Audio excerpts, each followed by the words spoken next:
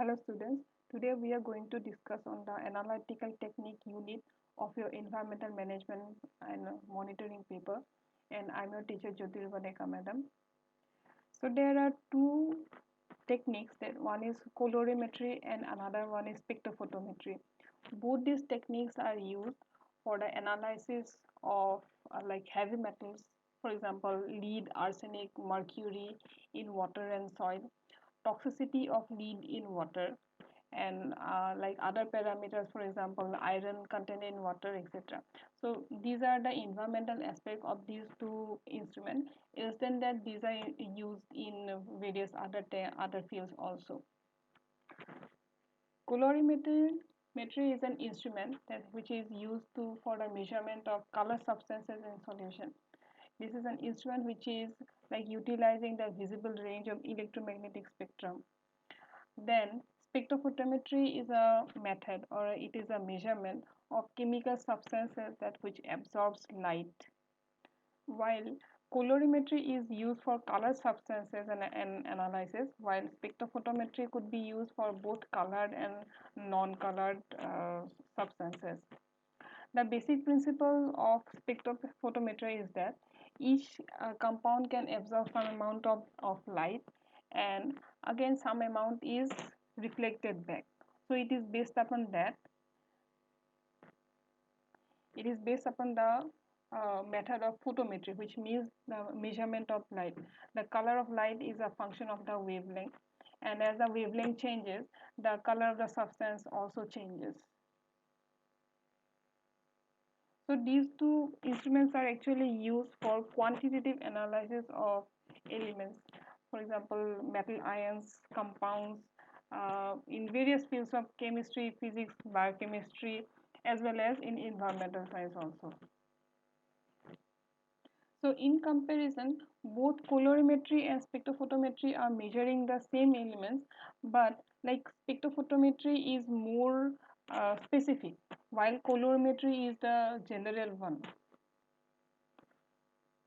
So here we can see that colorimetry could be again further divided into instrumental method and non-instrumental method, and under the instrumental method spectrophotometry comes.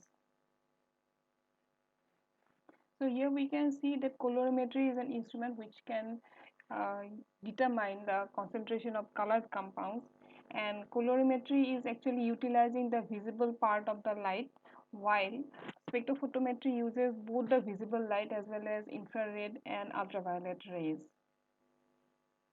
The principle of colorimeter says that whenever a monochromatic light is passed through any color substances, some amount of light is absorbed while some amount is reflected back. So the amount of light which is absorbed or transmitted by the color solution is falls under two laws, that is one is Beer's law and another one is Lambert's law. So here we can see the various components of the colorimeter.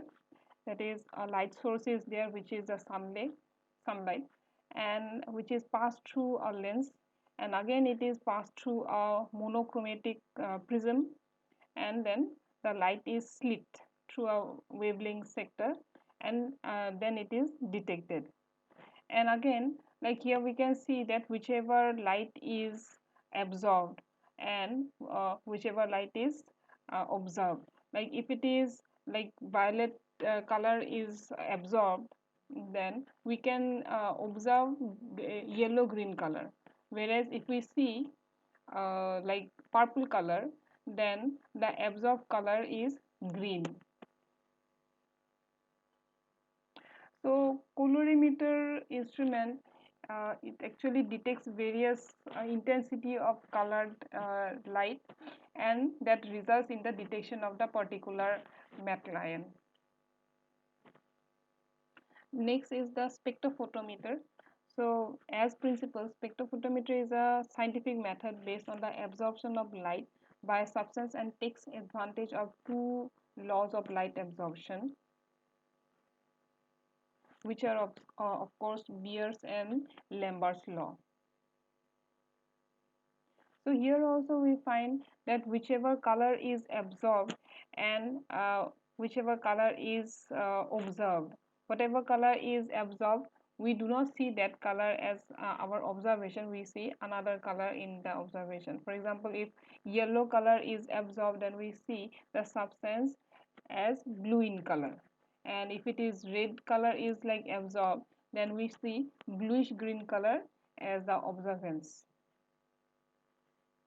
So in this diagram we can see the various components of the colorimeter as well as the spectrophotometer.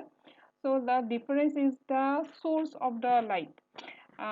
In colorimeter it is a tungsten lamp, while in the spectrophotometer it is the source of light is natural sunlight. So these are some of the similarities and dissimilarities between these two instruments. So the colorimeter is the general type, while spectrophotometer is a specific type of instrument. Both of them measure color and intensity of color from through light. The basic method of the both the instruments are the same. The difference here is in case of colorimeter, it utilizes three color source, that is red, green and blue, which is generated by either color wheel or color filters, while spectrophotometer utilizes either diffraction or grating in the sensor. Sensor or like the prism is utilized in case of a spectrophotometer. So these are again some similarities and dissimilarities between colorimetry and spectrophotometry. Colorimetry is a technique which we use to determine the concentration of the solution having a color, while spectrophotometry is a technique for measuring how much of light a chemical substance can absorb by measuring the intensity of light as a beam which passes through a sample. So now these are some of the uses of the techniques that we had discussed, like iron, salinity in water and soil, arsenic, fluoride, heavy metal, nitrate, etc.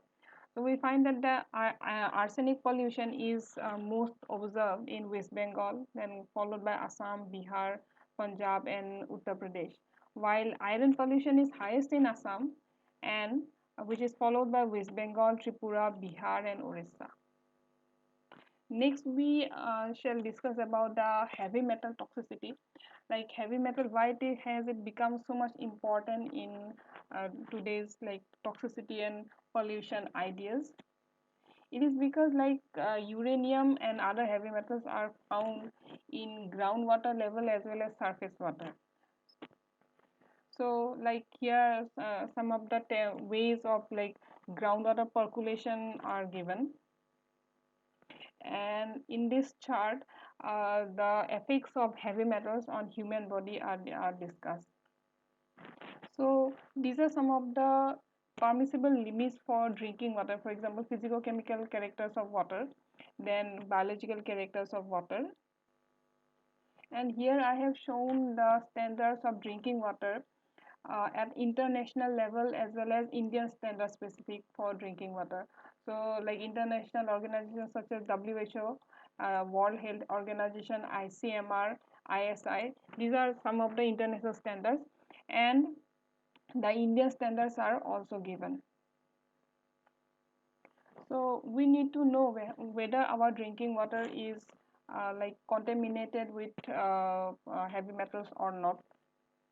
So this is one of the scientific paper, like scientific study, which has already been done in Titapur block of Jorhat district, Assam. Another one in Dorong district of Assam. So you all can see and read this paper. Okay, so this much for today, and like whatever doubts you all have after going through this lecture, you all can ask me. Okay, thank you.